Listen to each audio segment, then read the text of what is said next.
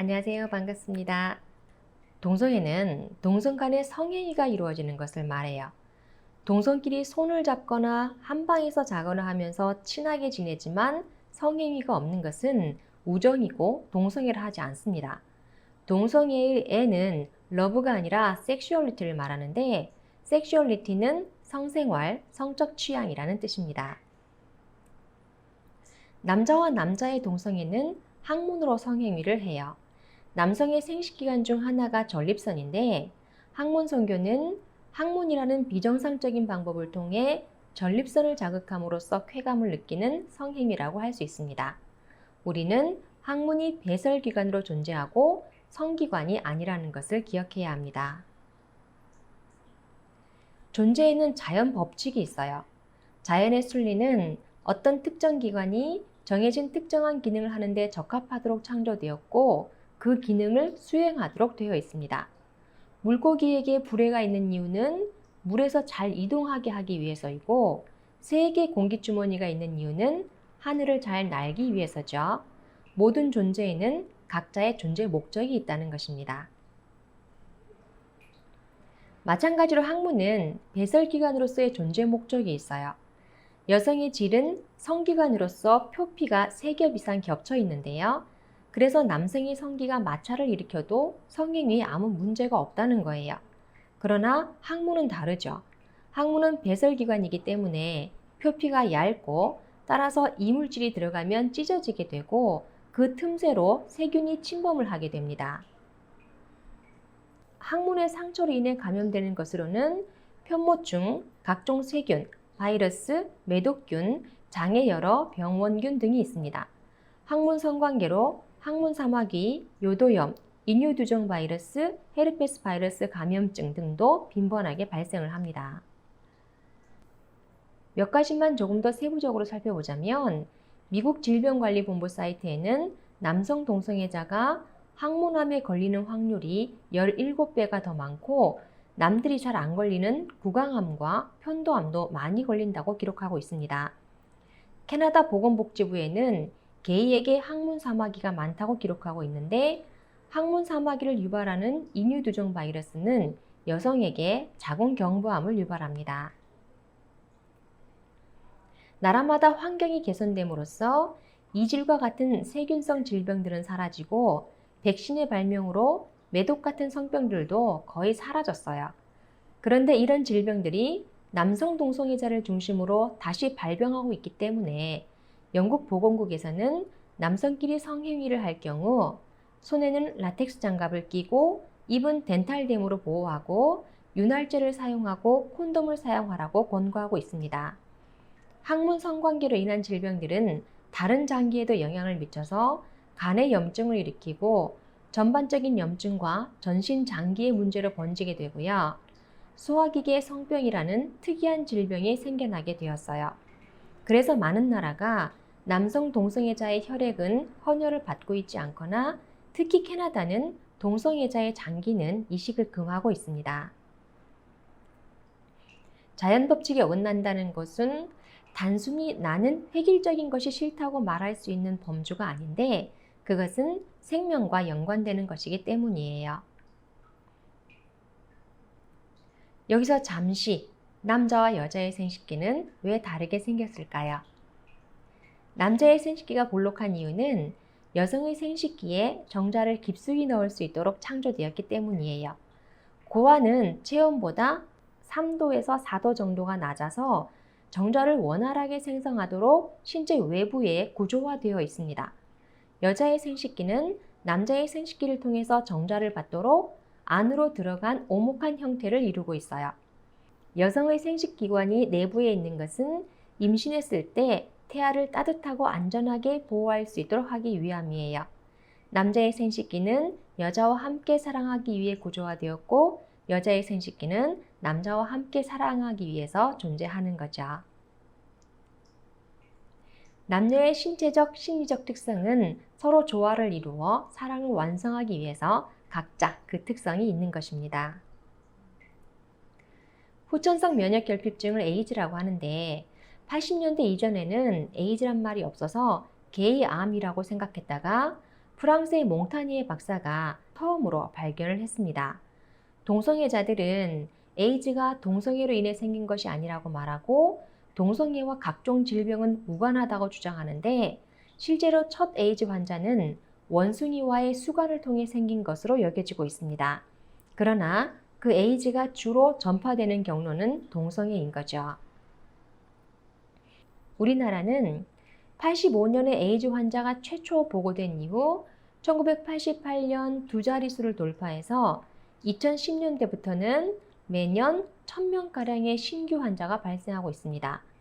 이는 어디까지나 검사를 받아서 수면 위로 드러난 수치이기 때문에 자신이 에이즈에 걸린 줄도 모르는 사람들도 있을 거예요. 에이즈가 쓰나미처럼 밀려들고 있는 거죠.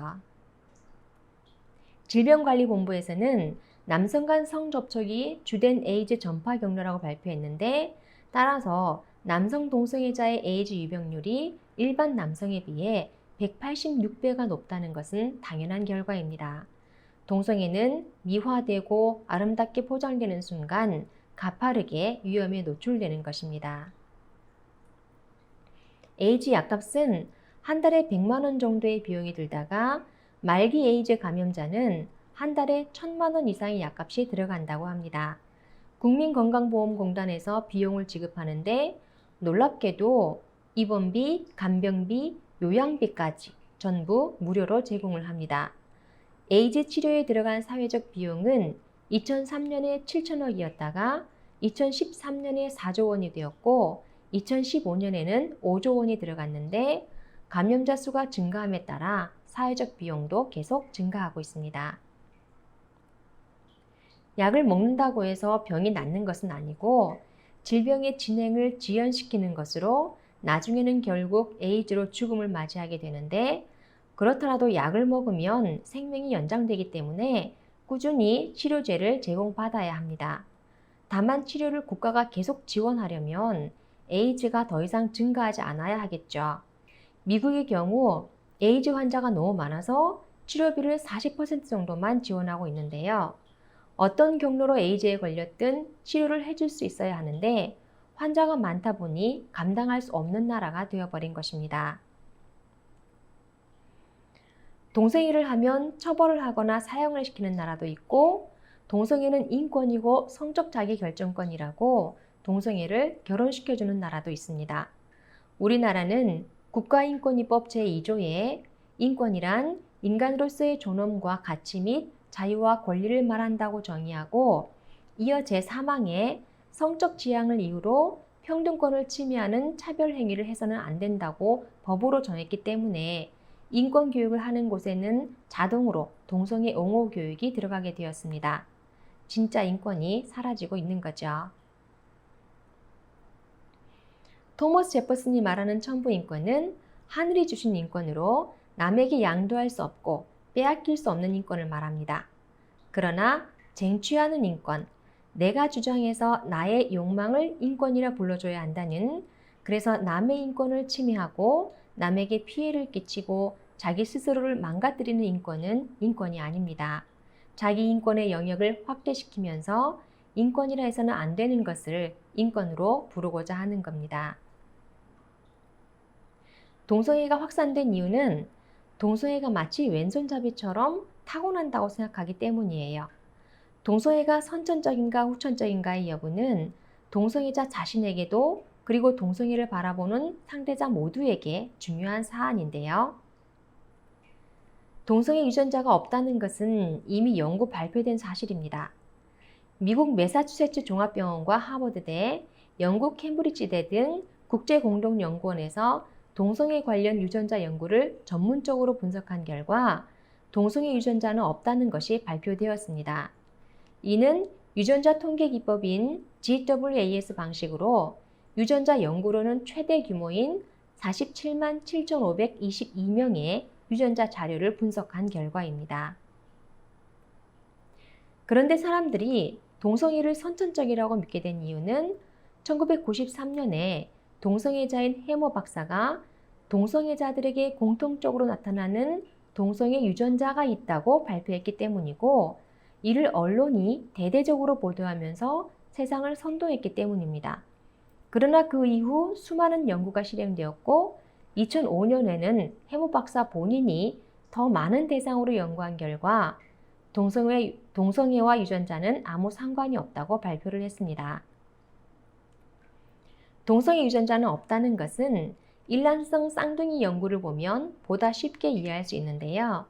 쌍둥이는 이란성 쌍둥이와 일란성 쌍둥이가 있습니다. 이란성 쌍둥이는 한꺼번에 배란된 2개 이상의 난자가 각각 한 개의 다른 정자와 수정되어 별개의 태아로 발생합니다. 따라서 유전자도 다르고 성도 다를 수 있습니다. 일란성 쌍둥이는 한 개의 난자가 한 개의 정자와 수정해서 수정란 안에서 둘로 나뉘는 것입니다. 따라서 성별도 같고 혈액형과 유전자도 동일합니다. 그래서 동성애가 선천적이라면 둘 다 동성애 성향을 가지고 있어야 하는 거예요.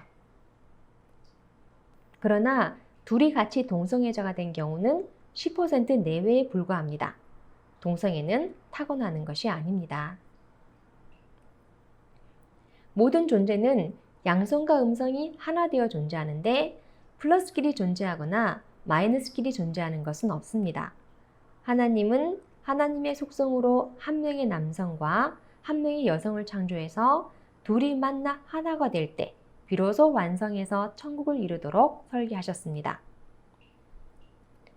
성혁명은 평화를 가져오지 않습니다.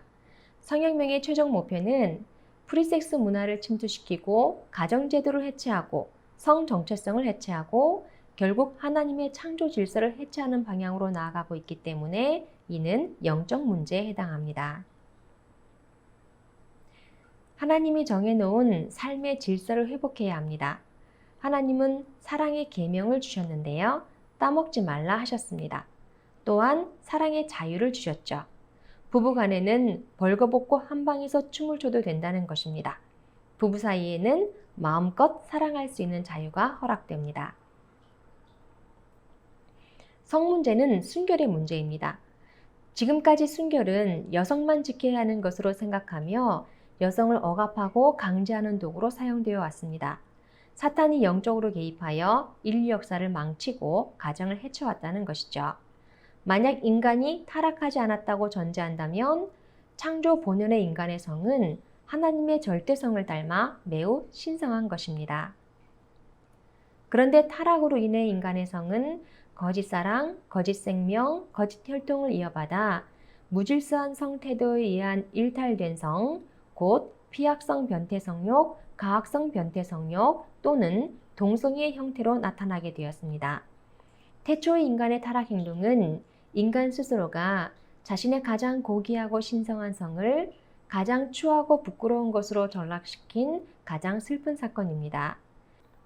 인간이 타락하여 지상의 지옥을 만들었기 때문에 그러한 결과적 세계를 보고 분석하였으므로 적자생존 약육강식이 삶의 원칙인 듯 잘못 인식되었고 성관계도 그렇게 바라보게 된 것입니다. 남성은 여성을 선유 조건으로 창조되었고 여성은 남성을 선유 조건으로 창조되었습니다. 남성과 여성은 대결 관계가 아니라 상호 의존적이고 상보적이며 서로 필요로 하는 존재입니다. 여성의 신체 구조는 남성이 좋아하는 구조로 되어 있고 남성의 신체 구조는 여성이 좋아하는 구조로 만들어져 있습니다. 이는 곧 부부에게 있어 남편의 생식기의 주인은 아내이며 아내의 생식기의 주인은 남편이라는 것입니다. 문제를 해결하려면 프레임을 바꿔야 합니다. 애초에 잘못된 프레임으로 인류 역사와 세계를 바라보기 때문에 모순과 혼란이 생기는 것입니다. 다음 시간에 뵙겠습니다. 감사합니다.